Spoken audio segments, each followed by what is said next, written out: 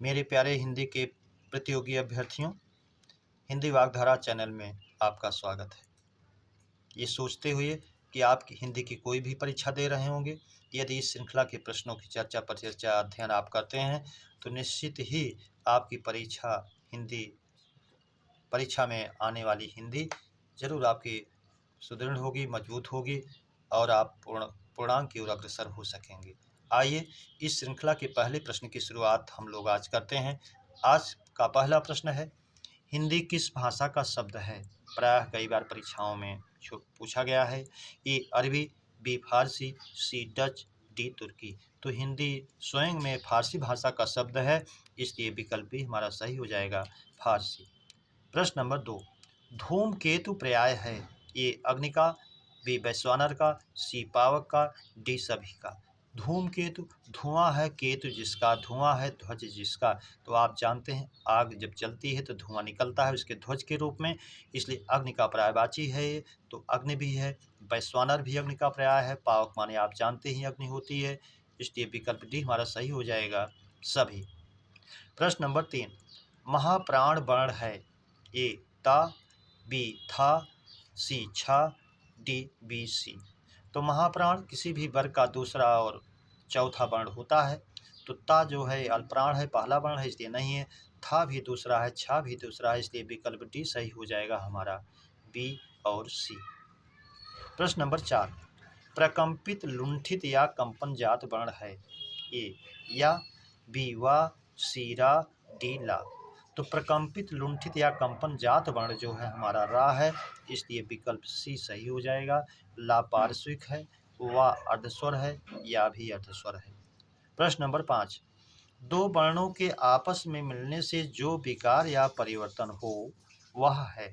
ए संधि, बी समास, सी उपसर्ग, डी प्रत्यय।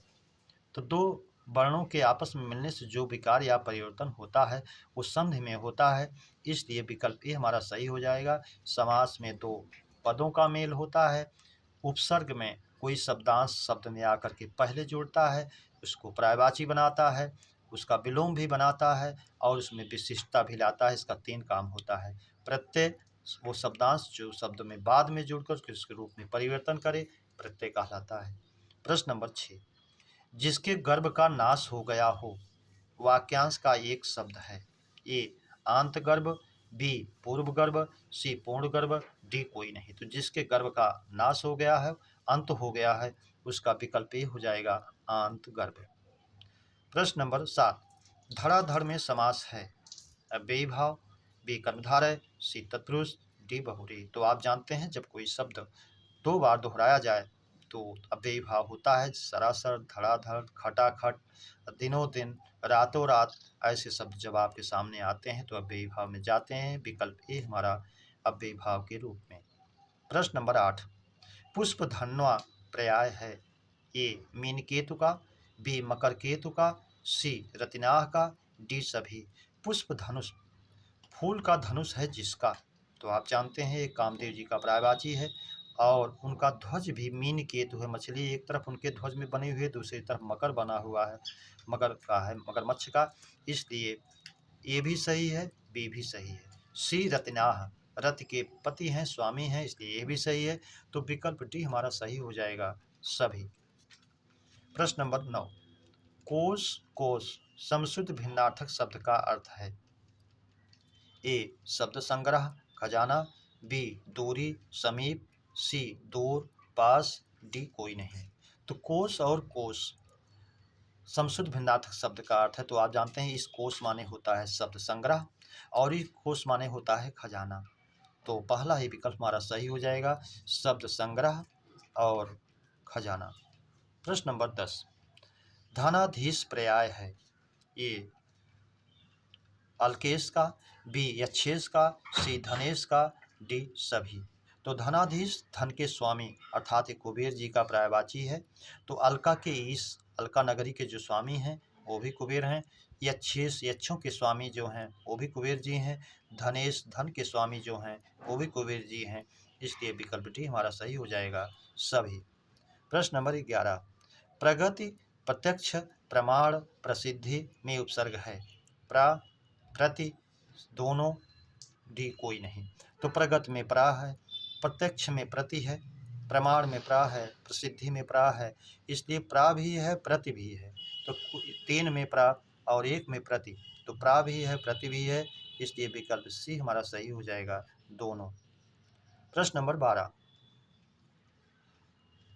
जो शब्दांश शब्दों में बाद में जुड़ते हैं वे हैं उपसर्ग, प्रत्यय, दोनों, कोई नहीं। तो जो शब्दांश शब्दों में बाद में जुड़ते हैं उसके रूप में परिवर्तन करते हैं वो प्रत्यय होते हैं, इसलिए विकल्प भी हमारा सही हो जाएगा।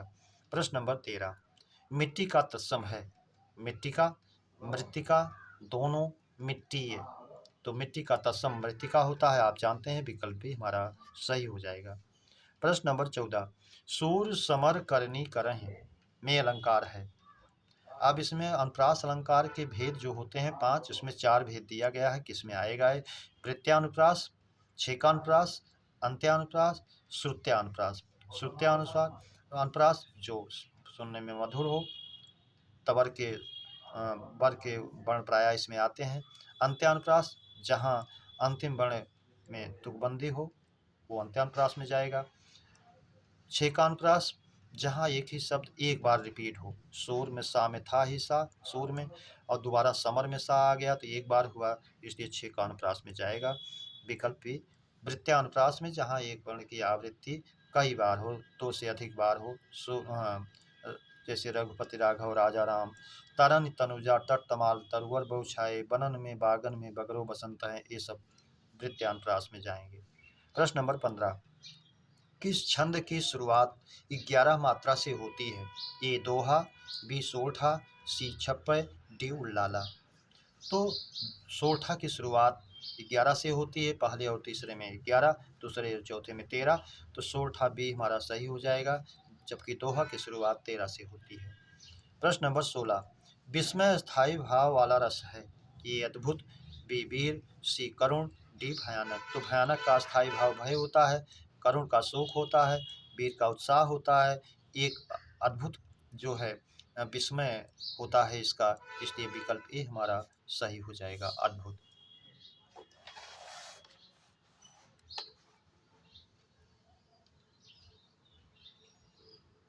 प्रश्न नंबर 17, अतिथि की सेवा करने वाला वाक्यांश का एक शब्द है, आतिथ्य, आतिथ्य, सी अतिथि, डी कोई नहीं। तो अतिथि की सेवा करने वाला आतिथ्य होता है, इसलिए विकल्प ये हमारा सही हो जाएगा, आतिथ्य, अतिथि की सेवा के लिए प्रस्तुत की गई सामग्री, आतिथ्य चाहे भाव हो चाहे वो सामग्री हो। प्रश्न नंबर 18, उदयाचल में संधि है, उदय प्लस अचल, उदय प्लस चल, उदया प्लस चल, उदी प्लस अचल। तो इसमें दीर्घ स्वर संधि, उदय प्लस अचल, उदयाचल, विकल्प ही हमारा सही हो जाएगा। पर्वत जिस सूर्य जिस पर्वत के पीछे उगता है निकलता है, वाक्यांश में भी पूछता है तो उदयाचल आप लिखें। जगत, जगत संस्कृत भिन्नार्थक शब्द का अर्थ है, कुएं के चतुर्दिक बना चबूतरा, संसार, बी चौराहा 4, सी संसार, असार, डी कोई नहीं। तो जगत जो हल चिन्ह विहीन रहेगा अंतिम वर्ण जगत, तो उसका होगा कुएं की चतुर्दिक बना चबूतरा, और जो हल चिन्ह युक्त होगा ता उसका अर्थ होगा संसार। तो विकल्प ये ही हमारा सही हो जाएगा, कुएं के चतुर्दिक बना चबूतरा और संसार। प्रश्न नंबर 20, धीर गंभीर शांत और वीर योद्धा वाक्यांश के लिए एक शब्द है, धीरोदात, धीरोद्धत, धीर प्रशांत, डी कोई नहीं। तो आप जानते हैं नायकों के भेद में 4 भेद, धीर उदात्त, धीर उद्धत, धीर प्रशांत, धीर ललित, जिसमें धीर गंभीर शांत दयालु योद्धा जो होता है वीर योद्धा वो धीरोदात्त होता है, इसलिए विकल्प हमारा सही हो जाएगा, धीरोदात्त। प्रश्न नंबर अगला 21, आ उपसर्ग का प्रयोग किस शब्द में विलोम बनाएगा? ए दान, बी गमन, सी दोनों, डी कोई नहीं। तो दान माने देना, और जब इसका विलोम इसमें लगाएंगे आ उपसर्ग तो ये विलोम बनाता है। प्रायः आप जानते हैं आ उपसर्ग जो है पॉजिटिव सकारात्मक बनाता है, लेकिन कुछ शब्द ये हैं हमारे जो इनको विलोम बनाता है। तो दान माने देना, आदान माने लेना, इसलिए इसमें बनाएगा। गमन माने जाना, आगमन माने आना, इसमें भी मनाएगा। विकल्प सी दोनों, इसलिए हमारा विकल्प सी सही हो जाएगा, दोनों। इसका विलोम बहुत पूछता है। दान या प्रदान कहे तो दोनों का विलोम आदान होगा, और गमन का विलोम पूछे जाना का तो आना होगा। प्रश्न नंबर 22, रक्त लोचन पर्याय है। ए कबूतर का, बी हंस का, सी उल्लू का, डी तोता का। तो रक्त लोचन लाल नेत्र हैं जिसके, कबूतर का पर्याय होता है, इसलिए विकल्प भी हमारा सही हो जाएगा, कबूतर। प्रश्न नंबर 23, कीस बलिमुख मरकट शाखा मृग पर्याय है। ए हरिण का, बी नखायुध का, सी बंदर का, डी चीता का। तो कीस बलिमुख, कीस बंदर, सब पर्यायवाची बंदर के ही हैं। कीस माने बंदर होता है, बलिमुख जिसका मुख ही बलवान होता है, इसलिए बलिमुख कहा गया। मरकट भी बंदर का है, शाखा का हिरण माना जाता है, इसलिए शाखा मृग कहा गया। तो ये जो है सब पर्यायवाची बंदर का होगा, विकल्प सी हमारा सही हो जाएगा, बंदर।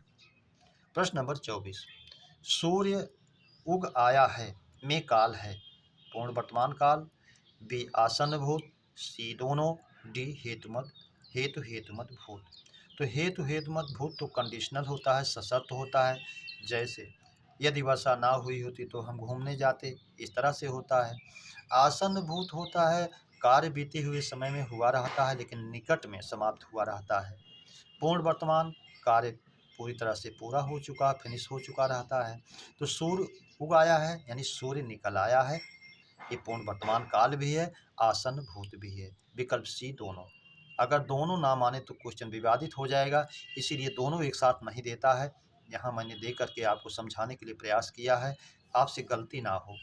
दोनों में एक ही रहेगा, लेकिन अगर दोनों दिया है तो दोनों कहेगा, नहीं तो क्वेश्चन विवादित हो जाएगा। दोनों के वाचक चिन्ह जो हैं हम एक ही पाते हैं, इसलिए ऐसे वाक्यों को हम दोनों में गिनते हैं। प्रश्न नंबर 25, वसुमती पर्याय है। ए भू, बी क्षमा, सी मेदिनी, डी सभी। वसुमती धन से युक्त है जो, वो पृथ्वी है, पृथ्वी का पर्याय है, इसलिए भू भी है, क्षमा भी है, मेदिनी भी है, विकल्प डी हमारा सही हो जाएगा, सभी। प्रश्न नंबर 26, जब वाक्य की गति समाप्त हो जाए तो विराम चिन्ह का प्रयोग होता है। ए उपविराम, बी अल्पविराम, सी पूर्ण विराम, डी अर्धविराम। जब वाक्य की गति समाप्त हो जाती है तो हमारा पूर्ण विराम चिन्ह का प्रयोग होता है, इसलिए विकल्प सी सही हो जाएगा, पूर्ण विराम। जब दो रूप से पूछता है, दोनों आप जानते रहिए, या तो कहेगा जब वाक्य की गति समाप्त हो जाए तो कौन सा विराम, या जब विचारों का तार टूट जाए तो कौन सा, चाहे इसको वाक्य को कहे चाहे इसको कहे, दोनों का उत्तर एक ही, पूर्ण विराम। प्रश्न नंबर 27, अशुद्ध बर्तनी वाला शब्द है। ए श्मशान, बी कंकड़, सी मत्यानुसार, डी प्रामाणिक। तो प्रमाण में इक प्रत्यय जोड़ते हैं तो प्रामाणिक बनता है, इसलिए शुद्ध है। कंकण का कंकड़ शुद्ध होता है, ये भी सही है। श्मशान तत्सम है मसान का, और बर्तनी की दृष्टि से शुद्ध भी है। लेकिन विकल्प सी हमारा मत्यानुसार देखने में लगता है कि शुद्ध है, लेकिन जब संधि के नज़रिए से इसको देखते हैं तो अशुद्ध हो जाता है। मति प्लस अनुसार, यड़ स्वर संधि हो जाती है, ई का या होता है, असमान स्वर के कारण या हल चिन्ह युक्त होता है, और अनुसार का आ आकर के उसमें समाहित हो जाता है, तो शब्द बन जाता है मत्य अनुसार, इसलिए मत्यानुसार करके विकल्प सी को अशुद्ध कर दिया गया है। प्रश्न नंबर 28, चातुर्य और चतुरता में संज्ञा है। जातिवाचक, भाववाचक, समूहवाचक, डी द्रव्यवाचक। तो चतुर विशेषण है, उसमें या प्रत्यय जोड़ करके चातुर्य बनाया गया है जिसमें चतुर होने का भाव रहे, और चतुरता भी ता प्रत्यय भी भाववाचक संज्ञा बनाता है। तो चतुरता और चातुर्य एक दूसरे के भाव में पर्याय हैं, इसलिए दोनों भाववाचक में जाएगा, विकल्प भी हमारा सही हो जाएगा, भाववाचक। प्रश्न नंबर 29, वह पेड़ बहुत ऊंचा है में विशेषण है। ए गुणवाचक, बी संख्यावाचक, सी परिमाणवाचक, डी कोई नहीं। यहाँ ऊंचाई की बात कर रहा है, पेड़ ऊंचा है, तो वैसे वह भी जो है सार्वनामिक विशेषण है, बहुत जो है प्रविशेषण है, ऊंचा जो है गुणवाचक विशेषण है। तो ये हमारे जो है गुणवाचक विशेषण में जाएगा। विकल्प ए हमारा सही हो जाएगा, गुणवाचक। प्रश्न नंबर 30, जब कारण के होने पर भी कार्य ना हो तो कौन सा अलंकार होगा? ए विभावना, बी विशेषोक्ति, सी उल्लेख, डी उत्प्रेक्षा। तो जब बिना कारण के कार्य होता है तो विभावना अलंकार होता है, जैसे बिनु पग चलें सुनय बिनु काना। यहाँ पैर नहीं है फिर भी कार्य हो रहा है, तो बिना कारण के कार्य हो रहा है तो विभावना है। लेकिन यहाँ कह रहा है बिना कारण, जब कारण के होने पर भी कार्य ना हो तो इसका उल्टा होगा विभावना का विशेषोक्ति, इसलिए विकल्प भी सही हो जाएगा। इसके उदाहरण में आप जानते हैं महादेव वर्मा की वो उक्ति, वह कथन कि पानी बिच मीन पियासी, सुन सुन मुहि आवे हाँसी। तो ये जो है जाएगा विशेषोक्त में, यानी पानी के उपस्थित होने पर मछली प्यासी है। और उदाहरण भी आप तमाम देखते हैं, नीर भरे निस्दिन रहे तौ न प्यास बुझाए, तो विशेषोक्त में जाता है। उल्लेख है नहीं, किसी चीज़ का बार बार वर्णन नहीं हुआ है। उत्प्रेक्षा जन मन जानो मानो, संभावना नहीं व्यक्त की गई है उपमान में, इसलिए ये भी नहीं है।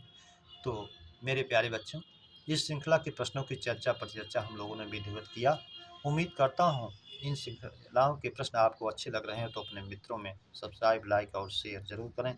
इसी उम्मीद और अपेक्षा के साथ आप सभी को हृदय से धन्यवाद। जय हिंद।